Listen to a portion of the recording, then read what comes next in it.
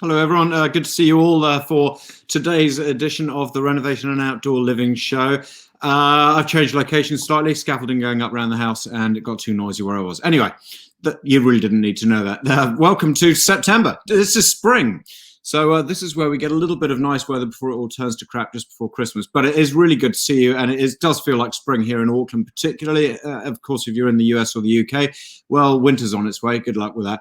But it is a beautiful day here in New Zealand. And for that reason, we're going to be focusing on the outdoors for today's show, okay?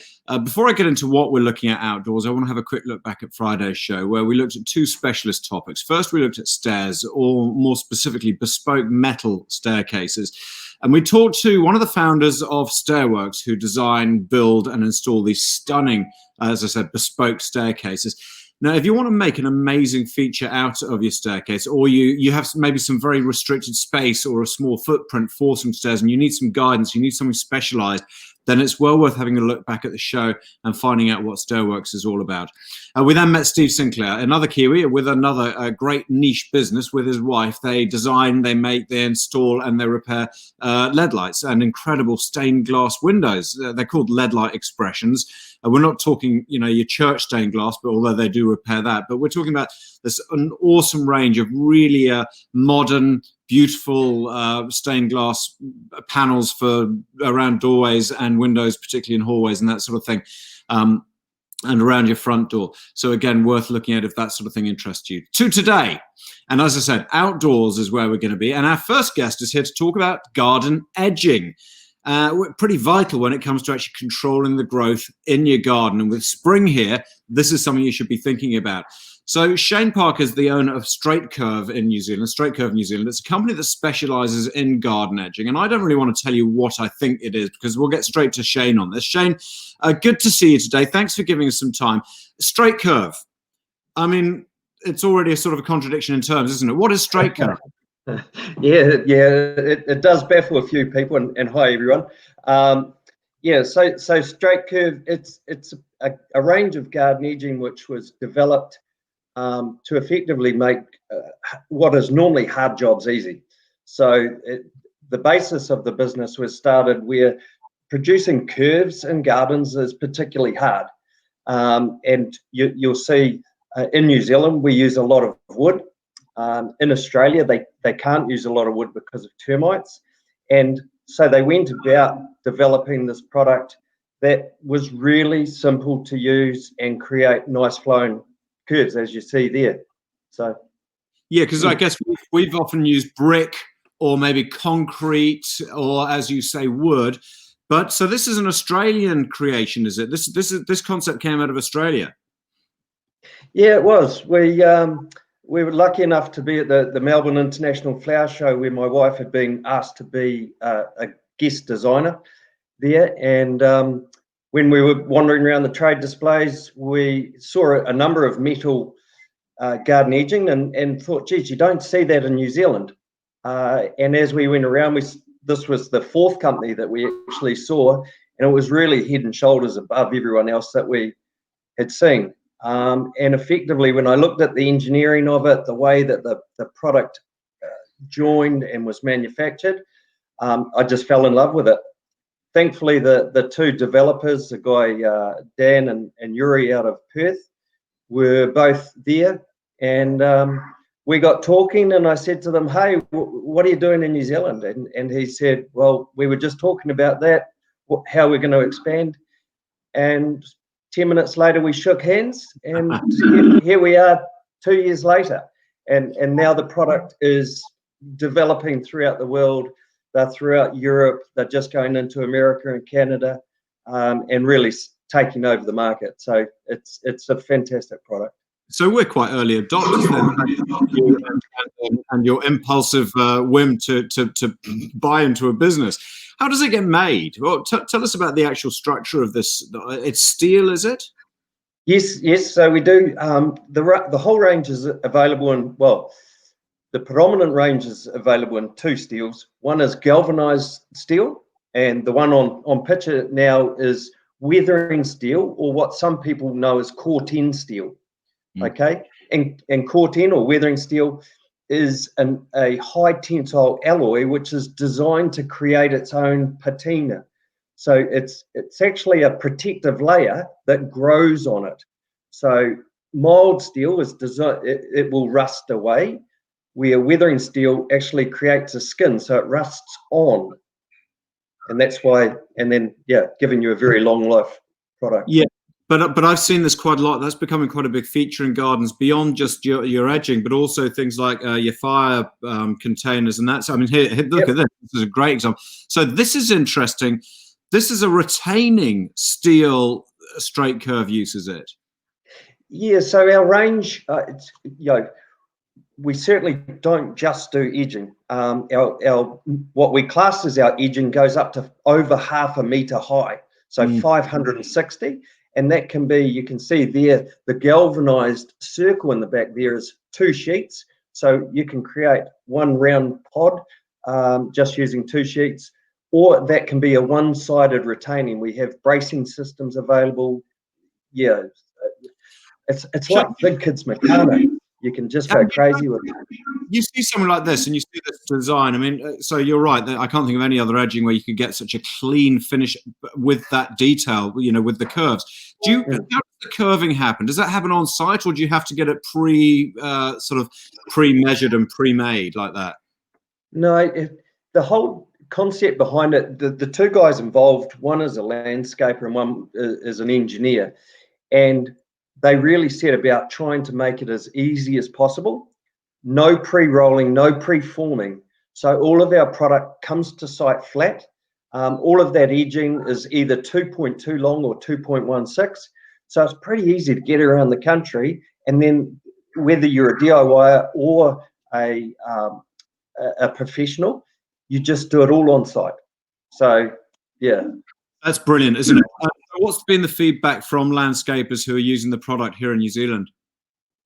The sales certainly speak for themselves. Once they use it, they keep coming back for more. In the 2.5 years that I've been going, I haven't had one bad experience, on the product. It's just they just keep coming back and can't believe how easy it is to work. We had one situation on a commercial job where the person had allocated 2 days for his team to complete a job. This was actually part of the bypass in Huntley, and his comments back was it took them half a day for what it would normally do in 2 days. Yeah. So there was a massive time saving. And that's probably without actually well. So they're probably learning on the people as well. So that shows. That's right. So I guess that brings in the next question, which is the cost, because it sounds to me, certainly as far as usability and time goes, it's going to be cost effective. What's your feedback on that front compared to other sort of high maintenance, high end equivalents? Yeah, certainly when you look at the overall job, very cost effective. I don't spend a lot of time comparing it with the likes of concrete and the likes, because it comes down to the person putting it in place, and it's a very different, our pricing starts from around $20 a lineal meter. So we have ranges that are full planter beds, and they become extremely cost effective, because one, the time involved to actually put them together, and just not requiring concrete, not requiring lots of additional, it's like when you go and do a project outdoors, and all of a sudden you need this, you need that, and you're buying all of these bits and pieces, where our products, say, taking an example, our 150 flex line, which is our biggest seller, the only thing we don't include is the tech screws or the rivets to hold the sheets together. The connection plate is in place. It's also pre-drilled. The stakes are all included in the price. So all you need to do, because there is a choice, people can buy the tech screws separately, but effectively all of the connections and the way that it goes in the ground is part of it. The biggest structures, if it's a retaining wall, bracing sets and so forth are additional. Yeah, and there's no easy way around a retaining wall, so people will accept that. What's its lifespan? out of the factory, we give the weathering steel 10 years as a factory guarantee. The expectation and testing that they've done, it's in 10s. Same, Yeah. and the galvanized is 15 years out of the factory. It's the heaviest galv that we can get onto that product. And once again, when they've tested it, it's more like 100 years that it's looking at. So it's a long life product. Final, you got any other products in the pipeline? Because obviously you mentioned your Flex line as your main your main product. Have you got any other ideas in the pipeline, or have the boys in Australia coming up with more ideas? They're always coming up with new ideas and always trying to make the products that we have better. So 2 of the latest ranges was the fixed height line, which is a range of modular planter beds, okay, and it's a great system where it's based around panels, and it's 400 high or 560 high, and then you got different panel lengths ranging from 400, 600, and then what they've done is they've created a straight connection, an internal corner or an external corner. So if you want at home to create a garden bed that is 5 meters long by, well, that one there is 4.8 meters long, yeah, and about 600 mils deep and 400 mils high. So I made that myself, and that took me probably to have it all planted out 2 hours from starting to finish. Wow. Well, that's great, isn't it? And, yeah, and you should see that now. It just looks, looks stunning.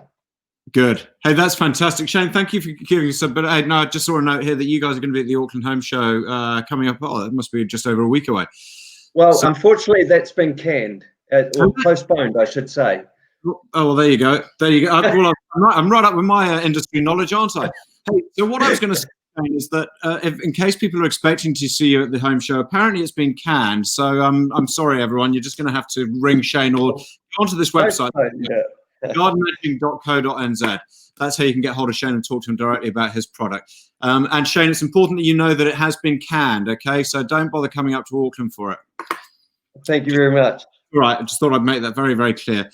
Good to have a chat with you. Great product, great company. Best of luck with it. And I reckon you guys are going to be busy as can be with spring now here, and it's all on in that landscaping space at the moment. So good luck to actually getting any sleep. Oh, thank you for having me on, and yes, it's been spring, certainly sales-wise, for the last 3 months. So she's just getting bigger and bigger. So thanks to everyone for having me on. No worries. It's our pleasure. Good to see you, Shane. Cheers. Okay. So just want to make it very clear that Shane brought this up about the home show, and it's not on, okay? It's just been canned, and I knew that. So many of us have got our homes on, I want to stay with the outdoors now for our second topic, because as we know, a lot of us do have homes on sloping sections, maybe next to banks. We've got uneven ground.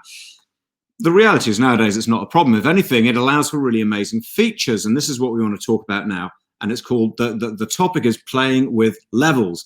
Now, the first person you want to talk about when you're maximizing any sloping piece of land and maybe thinking about creating different levels is a landscape architect, which is why we've got Vaughan Mackenzie Brown on the show. Now, Vaughan works closely with Zones in Central Auckland, that's run by Kate Ryan.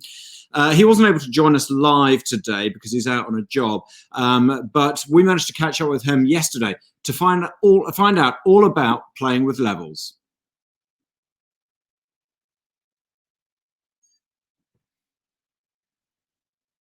So, Vaughan, just tell me a little bit about what we really mean by levels in landscaping. Okay, so when it comes to levels, when we first come on site, there's a few fundamental things that we have to check at. So levels will really dictate how we sort of head forward with the design. So we look at if there's slope on property, if the level change from ground level through to exiting the house. So it's all about how we create this flow from the house. And so we use levels just to dictate the start of our designs. So whether that's making big grand staircases to the bottom levels, or even cutting and retaining just to create flat level areas for people to play on. Like, levels are a key fundamental of how we approach the initial stages design. Yeah, and I mentioned that that nowadays it's not a problem. If anything, the idea of actually make a feature out of having some sort of slope is actually really appealing, is it not? Yeah, so the big one that we're actually getting more and more now is when there is a slope on a property, people are looking at putting a pool in. And so with council, there's ways to get use council guidelines to actually use a pool as a retaining wall now. So we can have a big grand tiled pool wall that looks like a retaining wall, but it actually serves another purpose, and you actually create an area for your pool as well. So we can make retaining walls as grand as you want, as simple as you want. At the end of the day, it just comes down to more or less cost. So you've mentioned how it's about the flow from outdoor to indoor and through the outdoor space. The pool is one really good specific situation where you'd use level changes. Where else might you suggest that to one of your clients? So if what we want to do is we want to create nice big backyards for people to live in. So sometimes there's a big slope in the backyard. What we can do is we can actually terrace it and create different areas for people to use. So one instance was on the boundary, you might retain it. There is a few laws that we need to stick by. So we need to keep 1.5 meters away from that boundary when we put in a retaining wall, but we can actually level out area to create like a astro lawn, which is a great way to have a well-drained area for kids to play on. You can put beanbags up there. Another one that we've been doing quite often is actually incorporating fire pits into it. So with level changes, it opens up the great, that easy access to be able to put in like a sunken fire pit, which is a really cool design feature and sort of is an interesting way to sort of break up the level change. So instead of just walking out onto a sort of flat area, if we actually create a somewhat hidden sort of fire pit area, it creates a bit more interest in the backyard whilst using the natural contours of the property. And I've noticed, I mean, that's a really good idea, isn't it? It's sort of creating a bit of a nook and a feature. And I've seen it, it's not just fire pits, it's also maybe where you might just have a little seating area or maybe a sculpture or something, but it is about creating a feature and a piece of the land which otherwise you may just end up not being able to really use. Exactly. So like this image on the back, for instance, where we could have just leveled the backyard, but we create a bit more interest using height changes. So we had these sort of floating sort of stairs that we can put LED lights underneath that at night really pop and create this sort of modern sort of art sort of feel that gives you a destination point.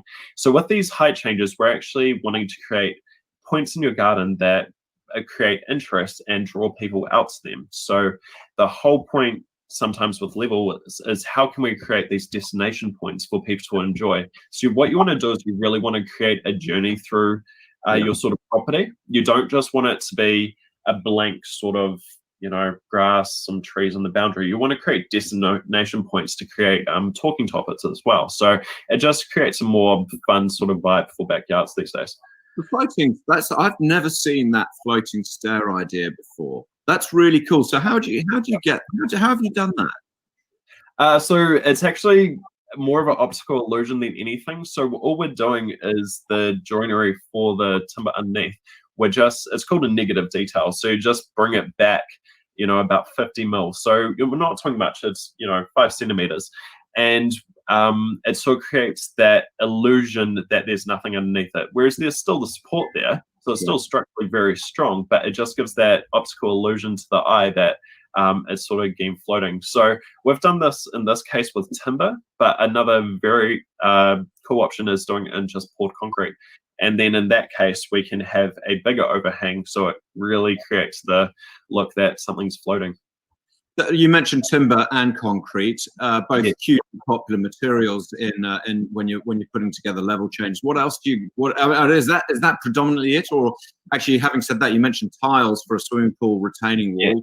Yeah. What other sort of materials are on trend? At the moment, it's actually well, the staple of a retaining wall is just a timber retaining wall, right? But there's ways that we can actually dress it up now. So whether we're just front skinning it in like a hardwood material, that creates, you've still got your standard old, pine retaining wall, but we're actually making them look fancy. So putting front skinning them, or maybe tile, like I said, is a great one. And another really good cost effective that looks great is something like the Keystone blocks. So they sort of just stack on top of each other. It's a really good cost effective way that still gives you that sort of modern sort of looking garden. So that's what the main trend at the moment is. We're just trying to give people the what they want, but trying to get a cost point, especially through the common with what we're going through now in this country and in the world. We want people a little bit more tight on money, so it's more getting a bit more imaginative on how we can create what they want, but at a better price. So something like the Keystone blocks is a really great compromise in that case. Yeah, of course, everyone's having to adapt to you. But what's so exciting for you is you're getting so much business because people want to make their home. Now's the time. Everyone seems to be improving their homes at a different cost point. So that's a really good challenge. What about mixing your materials? I mean, can you have we saw in that last slide, we saw beautiful wooden retaining plus paving plus pebbles. We saw glass. It all seems to work together. Yes. So it's actually trying to bring it all together, which actually is the hard part. So sometimes a neutral palette will work best. So if you've got dark timbers, then a dark grey tile would look great. And then you want sort of neutral plants in that circumstance. So you want just green plants. If you want to, as soon as you start incorporating too much texture and too many materials, that's where it gets a bit overwhelming to the eye. So if you want to do a lot of materials, keep it in a neutral palette.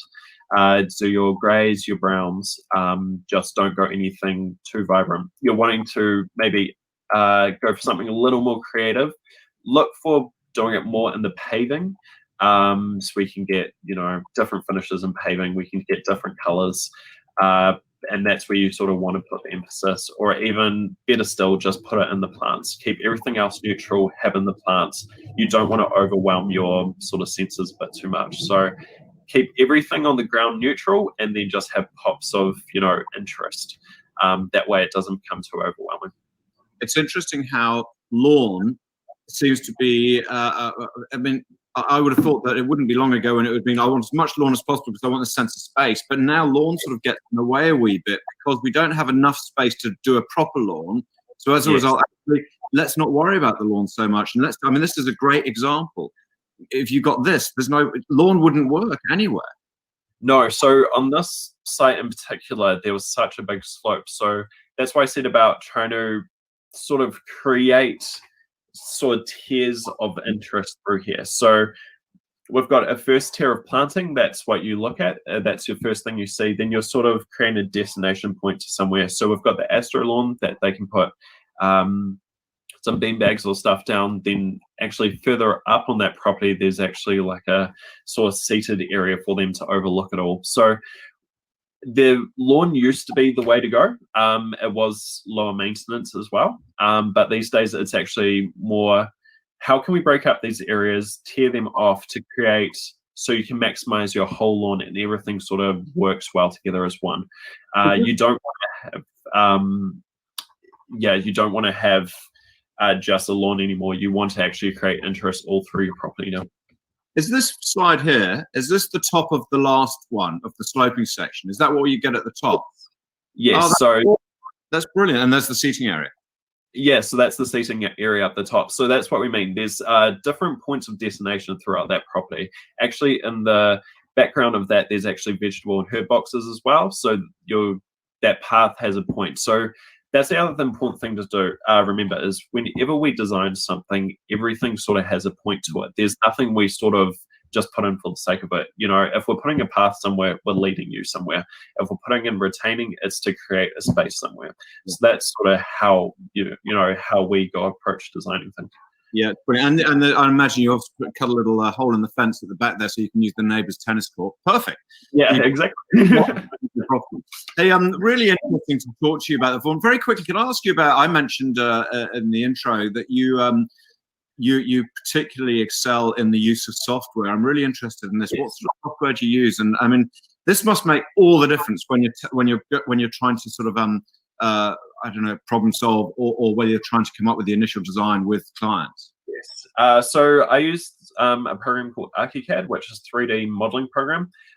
It's really good, especially if we're looking at levels in this case. So I'll get the plans from a surveyor or architect or something, and then I'll actually, as I model, I can sort of break down the layers and see how everything works. Sometimes when you look at things from a 2D perspective, you can't really grasp the whole feel of the finished product. So in the 3D world, I can sort of see how everything's coming together as I go, and I can see how the level changes are going to work. And also when it comes to presenting to clients, people are visual.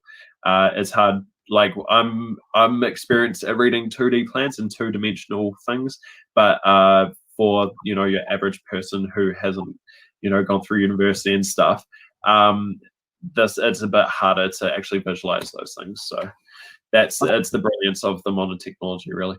And so VR. So yeah, you can push the boundaries and try stuff without actually costing anyone anything or making a mistake. It's all experimental in the software. Really interesting to talk to you, Vaughan. Thank you very much for giving us some time today. We'll let you go because it's busy times, which is why we've had to talk to you at a slightly different time of day than our normal live show. But great to have a bit of a chat, and good luck. Spring is upon us. Exactly. Thank you very much for having me. No worries. Yes, thanks, Roden. Bye. And there you have it. That was Vaughan Mackenzie Brown, recorded yesterday, who works with Kate Ryan at Zones in central Auckland. And really interesting observation just at the end there about the software, because, again, it's about slick, clever mechanisms for saving people a lot of money and getting a better result. So look them up if you want to at Zones. Jane, nice to see you supporting us there with a few comments on Facebook this afternoon. Actually, this is talking about the straight curve, giving a nice straight edge, nice colouring. Clever idea. Yeah, it was clever, wasn't it? Now, Thursday, we're changing our show. It's not on Friday this week. It's on Thursday, because I can't do Friday. Thursday, 2 p.m, normal time, but it's going to be on Thursday. And that's the day we're going to give away these two incredible prizes. It was going to be the 4th of September. It's now the 3rd. It's now going to be on Thursday. The first prize is, of course, this blower kit given to us by Makita, worth $399. We'll be giving that away. Tell us your best dad joke. These are Father's Day gifts. We'll give them away on Thursday. Actually, that's why we're doing it on Thursday, so you have more time to get them to give to Dad, or if your dad, to wrap them up for yourself, okay? So that's why we're doing it on Thursday, so you can post them off to Dad on the Friday. So that's a best dad joke. We'll announce the winner on Thursday. Just like the page, tell us your best dad joke, and you might be in the draw to win that. You will be in the draw to win that awesome Makita blower kit, $400 worth with the battery, etc. And also for Father's Day, Schneider Electric gave us this. And it's an Amazon Echo Show 5, the latest in sort of smart tech in the home, to be able to play your music, talk to. I think you can probably watch stuff on the screen as well, etc. Get the weather updates, whatever you like, news. You can just like the page and tell us what your dad's favourite colour is. Tan, Zeta Pringle. If you've liked the page, you're in the draw for that. Tan is your dad's favourite colour. How did you put that up before I actually asked the question again? Maybe you were watching the show last week. Again, we'll draw that out of the draw. If Zeta's the only one in the draw, that's going to you. But we'll do that on Thursday and let you know who, we'll certainly let you know who won on Thursday. We'll draw it in the morning. Finally, the top 10 for today, the Tuesday top 10.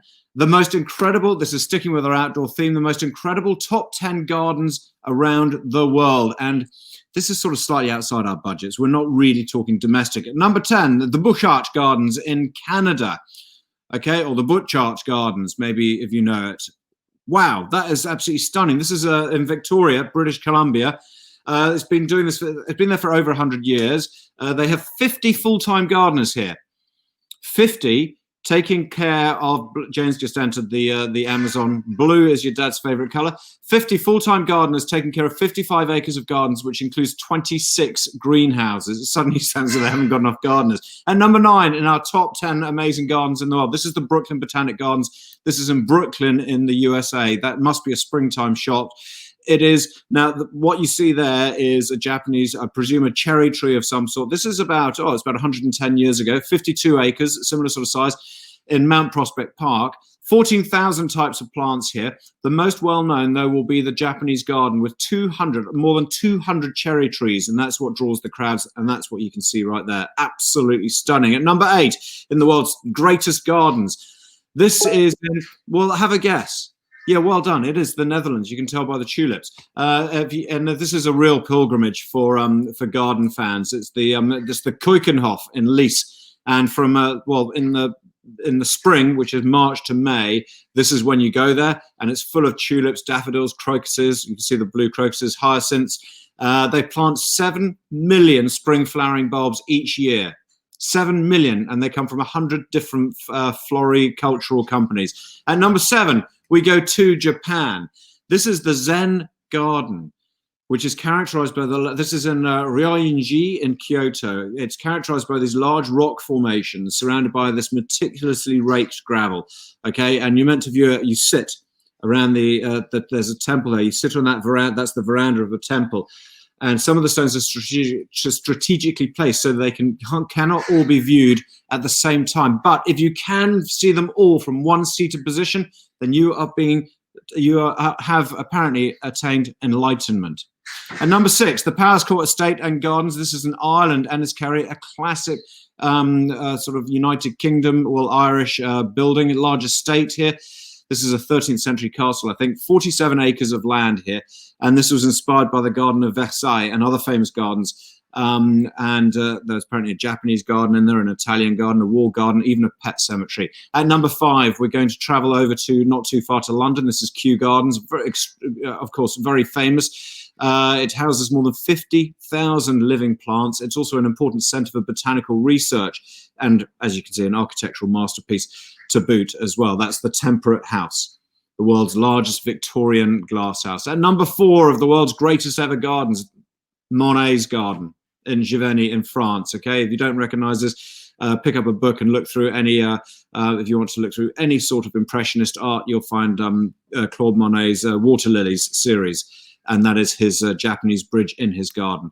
It's open to the public. You can go and visit it year round. Number 3, this is the Tivoli Gardens in Italy, 16th century villa outside Rome. It's known for its terraced gardens, its opulent fountains. One of the fountains there apparently plays music. It's the Villa d'Este Gardens, that's in Tivoli, or known more famously as the Tivoli Gardens. Number 2, the second most incredible garden in the world, the Nong Nooch Tropical Botanic Garden. This is in Pattaya City in Thailand. Not just a tourist attraction, this is also a research center as well. It studies, it's this class of seed that resembles palms, and it dates back 280 million years. Jane likes Monet's garden. It's open all year round, Jane. That's if we're ever allowed to travel again.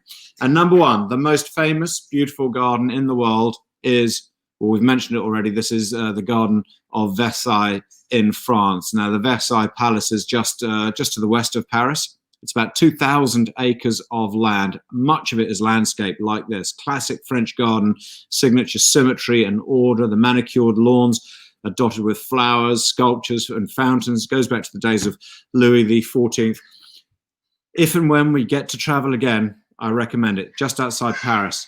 And a beautiful place as well. And there you have it, the top 10 gardens of all time. Been a lot of fun. Great to see you. We'll see you, remember, Thursday, not Friday, when we'll do it all again. See you then. Bye-bye.